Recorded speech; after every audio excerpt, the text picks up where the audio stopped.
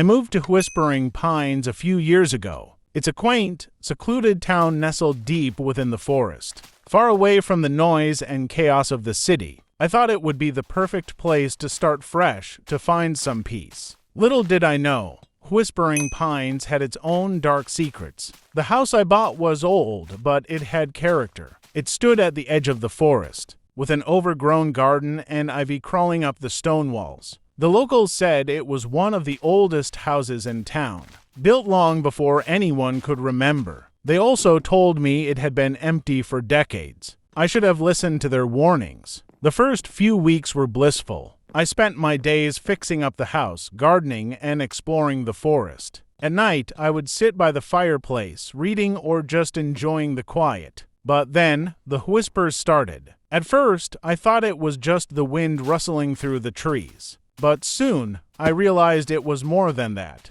It was as if the forest itself was trying to communicate with me. I would hear faint, unintelligible murmurs whenever I was outside, growing louder the closer I got to the trees. I tried to ignore it, but it was impossible. One night, as I was lying in bed, I heard it again. This time, the whispers were inside the house.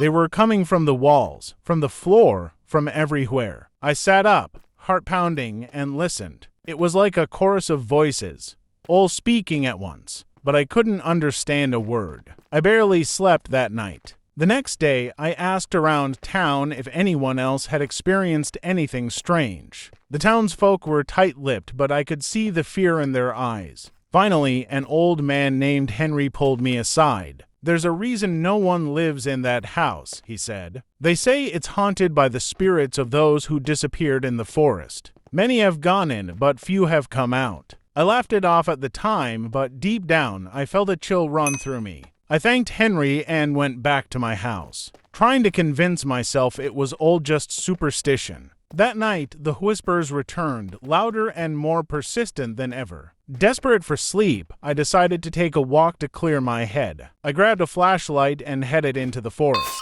The trees loomed over me, their branches twisting and turning like skeletal hands. The deeper I went, the louder the whispers became. It was as if they were guiding me, drawing me deeper into the darkness. I wanted to turn back, but something compelled me to keep going. After what felt like hours, I stumbled upon a clearing. In the center stood an ancient, gnarled tree. Its bark was blackened and twisted, and the ground around it was barren. The whispers were deafening now, a cacophony of voices echoing in my head. I approached the tree, feeling an inexplicable pull. As I reached out to touch it, the ground beneath me gave way, and I fell into darkness. When I came to, I was lying in a cavernous underground chamber. The walls,